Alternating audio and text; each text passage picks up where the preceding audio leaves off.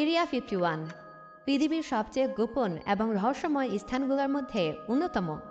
যুক্তরাষ্ট্রের নেভাডা অঙ্গরাজ্যের দক্ষিণ অঞ্চলে এই জায়গাটির অবস্থান। তবে ২০১৩ সালের আগে আমেরিকান সরকার এই জায়গাটির অস্তিত্বের কথা স্বীকারই করেনি। আমেরিকার মানচিত্র, সড়কের নকশা কোনো কিছুতেই এরিয়া 51-এর কথা উল্লেখ করা হয়নি। ১৯৮৮ সালে রাশিয়ার একটি স্যাটেলাইট থেকে প্রথমবারের মতো এই জায়গাটির একটি ছবি নেওয়া হয়। এরপর পুরো পৃথিবীর মানুষ এই জায়গাটিকে দেখতে পায়। এরিয়া 51-এর আকাশসীমার উপর দিয়ে কোনো সামরিক এবং বেসামরিক বিমান প্রবেশ করা সম্পূর্ণ নিষিদ্ধ। এমনকি ২৬,০০০ বর্গ কিলোমিটার স্থলসীমার মধ্যে কোনো যানবাহন এবং মানুষ প্রবেশ করতে পারে না। এরিয়া 51-এর চারপাশে ২৪ ঘন্টা টহল দেয় কালো কোট এবং কালো চশমা পরা কর্মীরা।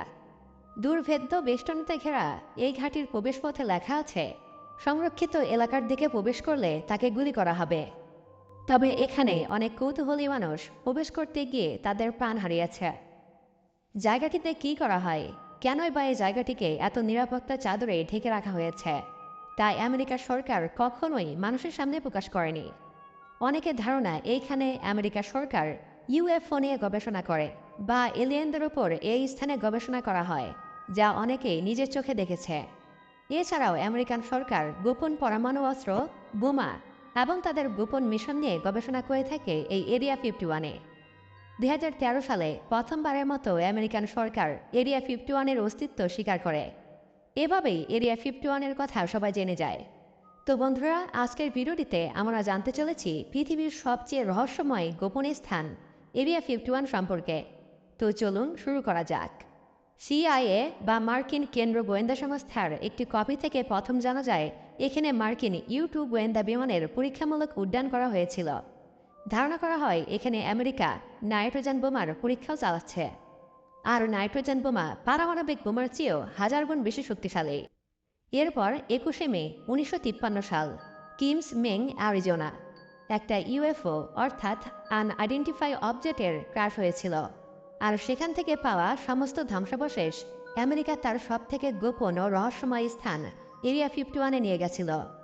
এই ইউএফও ক্র্যাশ হবার ৪৫ বছর পর অর্থাৎ ১৯৯৮ সালে বিল হিউজ নামক এক ব্যক্তি এক অদ্ভুত দাবি করে বসলেন। আপনাদের মনে প্রশ্ন আসতে পারে, এই বিল হিউজ লোকটা আসলে কে? ইনি একজন অবসরপ্রাপ্ত মেকানিক্যাল ইঞ্জিনিয়ার, যিনি বর্তমানে আমেরিকার লাস ভেগাসে বসবাস করে থাকেন, যাকে একসময় এরিয়া 51-এ আলাদা আলাদা ফাইন ডেস্কে ট্রেনিংয়ের পরে মেকানিক্যাল ইঞ্জিনিয়ার্সে কাজ দেওয়া হয়েছিল। কাজটা ছিল বিভিন্ন যন্ত্রাংশকে জোড়া লাগানো। বিল বলেন তাকে এমন একটা যান বা ভেহিকেল বানাতে দেওয়া হয়েছিল যেখানে ব্যবহৃত ধাতুর কোনো ওজন ছিল না। আর এই ধরনের অদ্ভুত ধাতু বিল আগে কখনোই দেখেনি।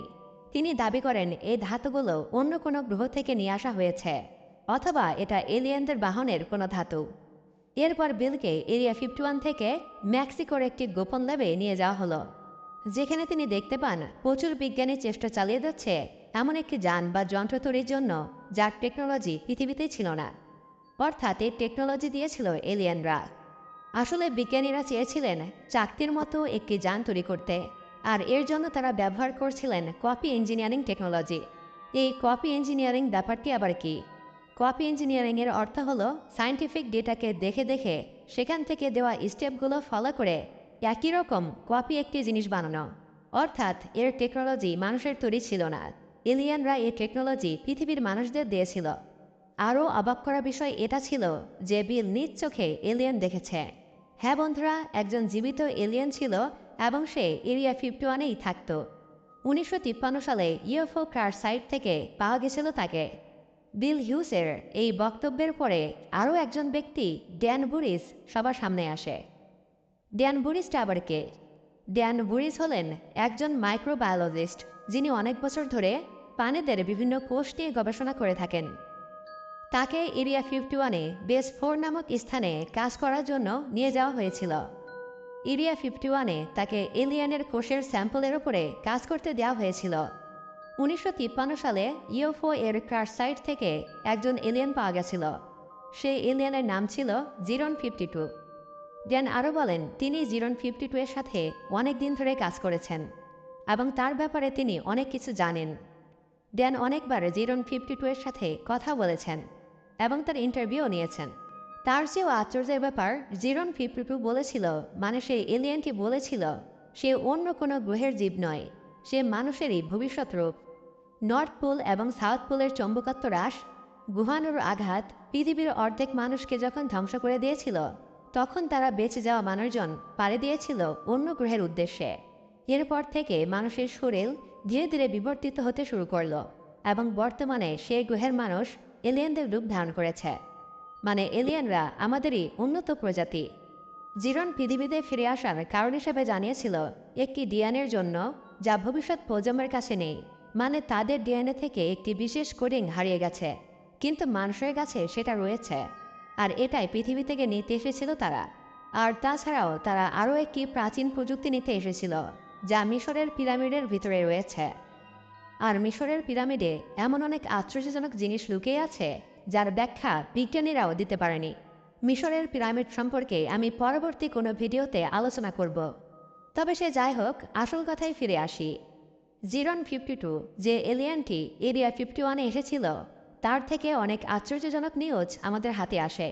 সে সময়ের পত্রিকাগুলো জিরন 52-কে নিয়ে অনেক নিউজ এবং ডকুমেন্টারি তৈরি করেছিল। বন্ধুরা, আপনার কি মনে হয় জিরন 52 আমাদেরকে যা বলেছিল তা কি সঠিক নাকি ভুল, তা অবশ্যই কমেন্ট করে জানাবেন। আর আপনাকে আমি আরও একটি গুরুত্বপূর্ণ তথ্য দিচ্ছি। 19শে মে 2002 লন্ডন। ক্যারি ম্যাকসন, যিনি একজন অনেক বড় মাপের হ্যাকার ছিলেন, তিনি নাসার গোপন সার্ভার হ্যাক করেছিলেন, আর এর জন্য তাকে লন্ডন পুলিশ গ্রেপ্তারও করেছিল।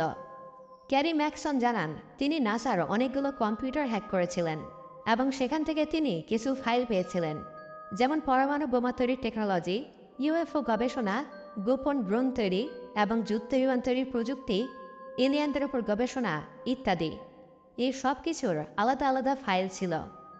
এসব ফাইলের মাঝখানে তিনি একটি অদ্ভুত ফাইল পান, যে ফাইলে 60 জন ব্যক্তির নাম উল্লেখ ছিল, যারা এরিয়া 51-এ গবেষণার কাজে নিযুক্ত ছিলেন। তারা বিভিন্ন রকম ইউএফওর উপর গবেষণার কাজ করছিলেন। এছাড়া তারা অ্যান্টি-গ্র্যাভিটি এবং টাইম ট্রাভেলসের উপরেও কাজ করছিলেন। সেই ফোল্ডারে অসংখ্য ইউএফও এর ছবি ছিল। সেখান থেকে একটি ছবি তিনি ডাউনলোড করেন, যেটা একটি ইউএফও এর ছবি ছিল। কিন্তু হঠাৎ করে তার বাসার ইন্টারনেট কানেকশন বন্ধ হয়ে যায় এবং লন্ডন পুলিশ তাকে গ্রেপ্তার করে। বন্ধুরা, আপনারা এই ঘটনার সোর্স ডিসক্রিপশনে পেয়ে যাবেন।